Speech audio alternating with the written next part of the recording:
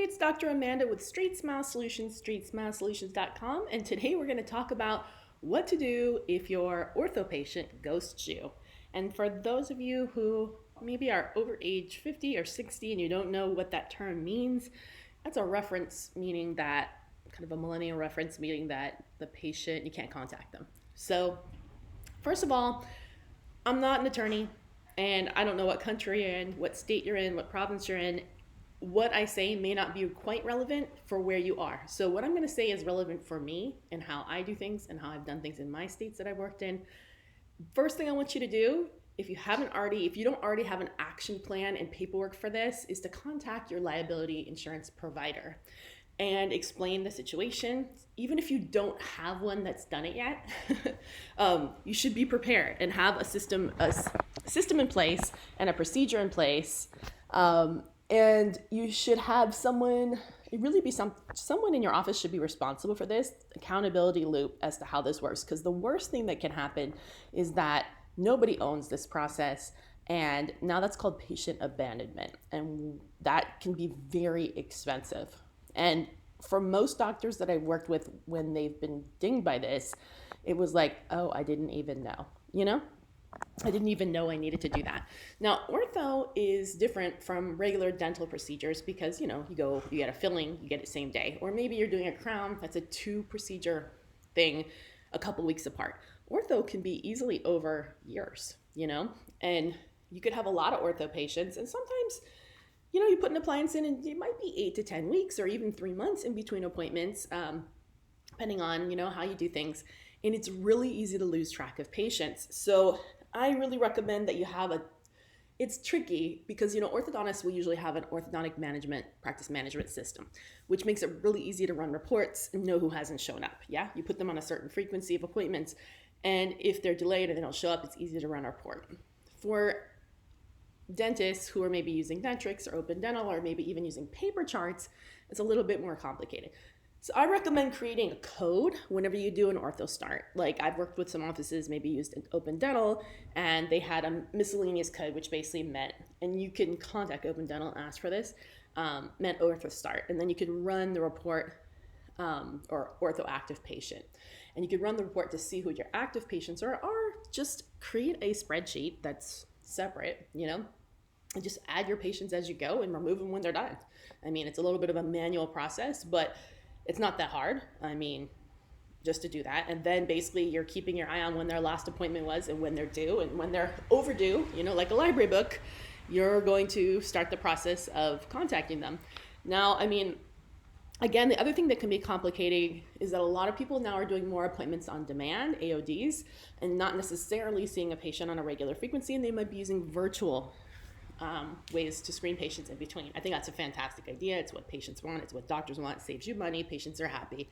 But it's another way that you can lose them. So again, you have to keep a spreadsheet and really have someone really detail-oriented and just really on it. You got to find that on it person to own this process. And of course, make it a KPI and give rewards, if they are super on it, and they don't lose patience. So there's got to be some type of bonus for that or some type of reward for that, or you just build it into their general KPI. It shouldn't be a punishment. It should be something that the right person needs to own this. And a lot of times it's not the doctor who should be, the doctor ultimately owns it, and should be checking and seeing the reports, maybe monthly, but ultimately it may not be the doctor that needs to be running this. So anyways, okay, let's get into the nitty gritty of it. So, let's say, for example, I've seen a lot of things go wrong in the patient abandonment thing, and I'm not saying they're my patients. Sometimes they were patients that looked for a second opinion, and they were like, dude, the doctor never contacted me. I didn't know what was going on, Or even a patient that moved, but also, sometimes it's a patient that, of mine even, that, disappeared, and I had to aggressively get them back. Like, you need to come in, and even that in that amount of time, some funky things happen. Luckily, no damage, but it could have been if I let it go longer. So let's give some examples of that. Even anytime you're gluing something to patients' teeth, I don't care if it can be active or passive. So it could be braces, even attachments on aligners are still active. What else? An expander. Even a bonded retainer. You still have an active patient if they have a bonded retainer. You glued something on their teeth, and things can go wrong with a bonded retainer if something breaks or if it unravels. So even all your lower bonded retainer cases that you put on, those are still active patients. They still need to be on your spreadsheet. You still need to be babysitting them, and you need to be recalling them on a certain frequency to keep an eye on them. Now, if they've moved, then you dismiss them, and they realize that you're no longer supervising it, but they're still your active patients. So what can go wrong? Let's see. I mean, obviously, if you have a braces patient and you're in a NITI, it can keep expanding and keep leveling. And if something breaks or something bends, all kind of really weird things can happen. So obviously, I'd say the most you'd be wanting to see a braces patient would be every 10 weeks. If they're in self-dilating brackets, you might go 3 months, but I would say you'd need to be virtually checking in on them, in between. Lots of HIPAA compliant virtual things. We have lots of videos on that. Expander patients, I mean, I normally see them every 3 to 4 weeks in office. Could do virtual in between, but they need to be seen every 3 to 4 weeks. Says me, at least. That's just, again, these are things you need to ask your own liability insurance company, and you need to read your own state dental practice act and look for things that are referenced with this. What else? Yeah, bonded retainers at least every 6 months, either virtual or in person until you've dismissed them, et cetera, et cetera. Some things can be really, I had expander patients where I was very clear on the frequency and they just ghosted. I couldn't find them anymore. I'm like, oh my God, they have an expander, and I hope they're not still turning, Sometimes they do, they just keep going, even though they don't come in. And that's a problem. So you can really blow teeth out of the plate. I've never had this with one of my patients, but I've had people come in for second opinions where literally the molars were pushed outside the bone. Roots were hanging out. Scary stuff. I also saw someone had put in, this is a really important one. If you're going to put in a reverse curve or an accentuated curve of SPE wire, oh my goodness. You better keep an eye on them because weird stuff will happen. Literally, this person probably had it in for a year and the arch looked like a potato chip. It looked like a Pringle.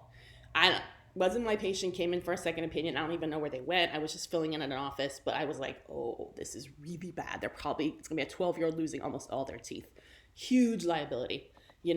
You put that in, you better get that patient back in. And if you think it's a sketchy patient, maybe you shouldn't put it back in. Where I was working for a while, I did a lot of work in rural communities in the Central California. So we get a lot of agricultural workers and children of agricultural workers. A lot of times they move around, depending on where the jobs are. So patients would ghost, and we had to be crystal clear, hey, we're putting this in, you have to come in. This isn't, if you think you're gonna move, not a good idea. Timing is not good right now.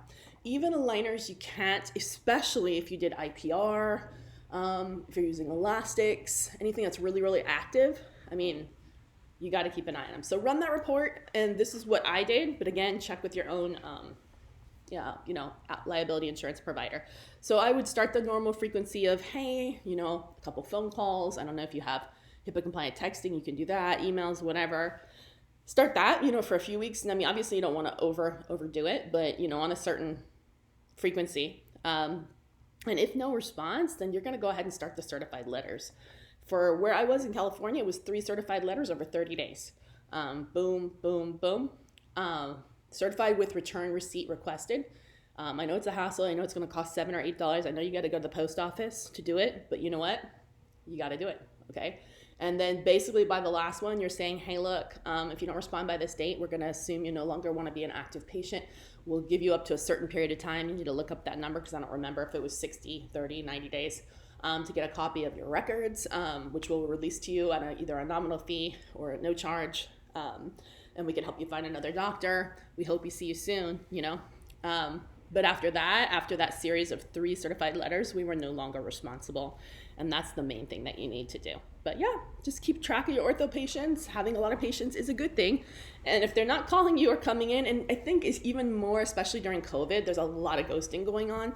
Part of it might be our fault because they might have just misunderstood that you weren't seeing patients. So you need to aggressively you can't just call, because what if it's the wrong number? You can't just text because it might be the wrong number. You can't just email.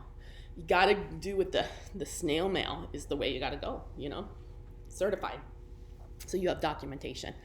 Anyways, that's pretty much it. Hopefully this was helpful, and hopefully this inspires you to get moving. It's not worth getting sued over. All right, thanks.